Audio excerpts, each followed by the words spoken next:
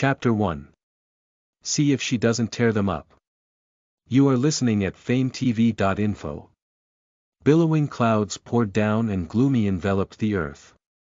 Now it's clear day, but it's like night, followed by lightning and thunder, and heavy rain that in front of the high mountain cliffs. The girl lay on her side, panting and breathing, and the dense rain fell on her slender body, causing her to be in pain, and her body couldn't help but twitch and tremble. She kept her hands in a forward crawling posture, her fingers sinking into the mud, and her body was also stained with muddy water.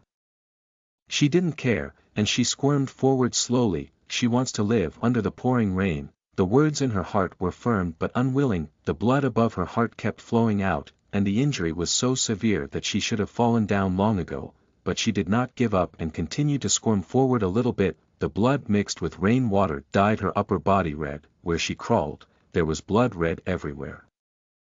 The girl looked up and looked forward, showing a pale face, and she paused and panted slightly. From just now to now, the distance she has crawled out is only 1 foot, but she has exhausted all her strength. Not reconciled to die like this, she wants to live. Daddy will save her. He is the person who loves her most in the world. These words kept echoing in her mind. She gritted her teeth and continued to wriggle forward, flashing the memories in her mind. Fengshen's handsome man was holding a long sword, expressionless. His eyes looked at her with deep disgust. That I saw him lift the long sword, and a sword penetrated the position above her heart. Immediately he drew out his long sword, and his indifferent voice rang in his ears. I didn't pierce you with a sword. This is my last kindness to you.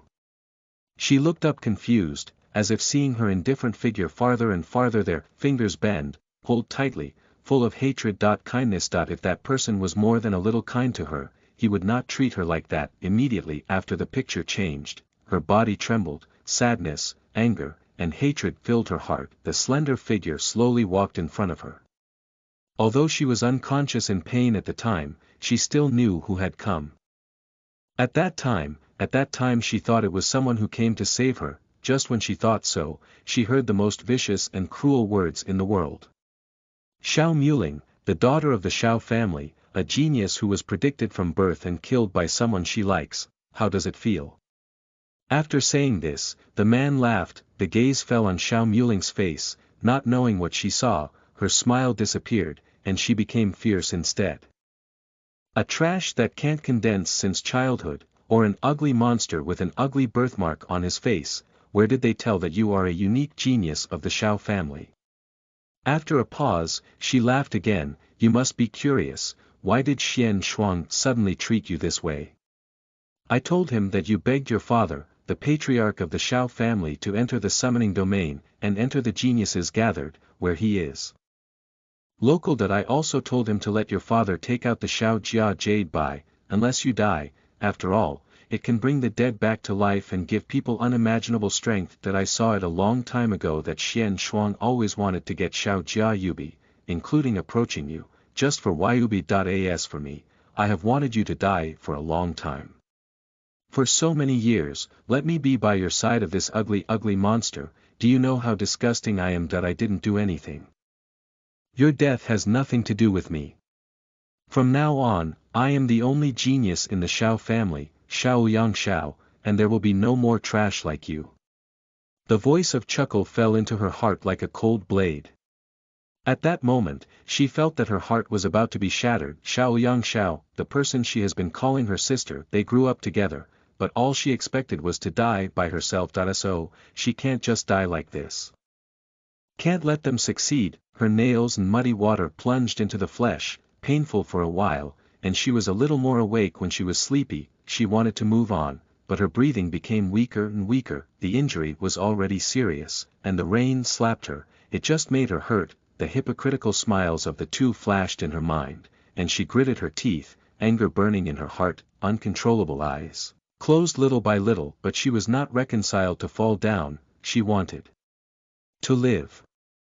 Alive, she was craving crazily. Her breathing weakened little by little, until she finally disappeared, and she couldn't stop it. The pouring rain came fast and went fast. The heavy rain stopped, the clouds dispersed, and the fire and sunset dyed the horizon with Xiao Muling as the center in front of the stone wall. the water waves illuminate the fiery sunset on the horizon, and the blood on the ground looks even more red.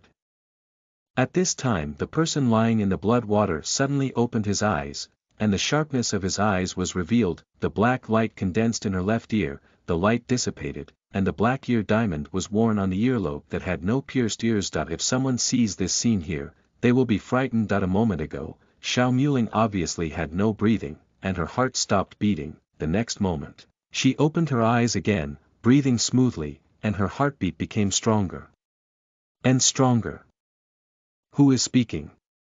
Xiao Muling, who opened again, said in doubt, and wanted to find the owner of the voice, but with this movement, her body was aching. She was certain that she was injured, and seriously injured. For the first time in so many years, she was injured so badly that she couldn't even move. Xiao Muling exhausted all his energy to get up, but in the end he only moved his fingers. By, there was a curse in my heart, and then the voice just now echoed in my mind.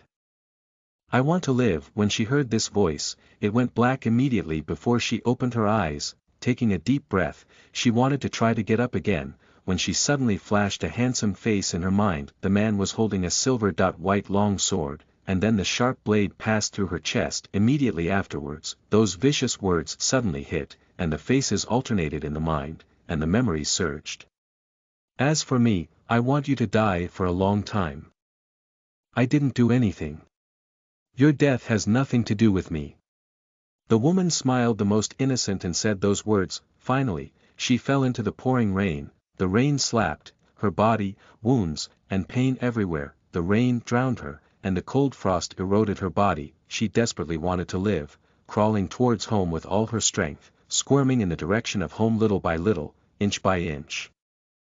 But the chest hurt and the rain and chill made her weaker and weaker, and her heartbeat became weaker and weaker, until finally she was desperate. Xiao Muling gritted her teeth, clenched her fists, trembling with anger, and was about to swallow her with anger. Oh shit, the roar sounded in her heart, her eyes were as cold as ice. Xiao Muling has always been strong and rampant, the world heard her. Sura, fame and fleas, has never suffered such humiliation. See if she doesn't tear them up.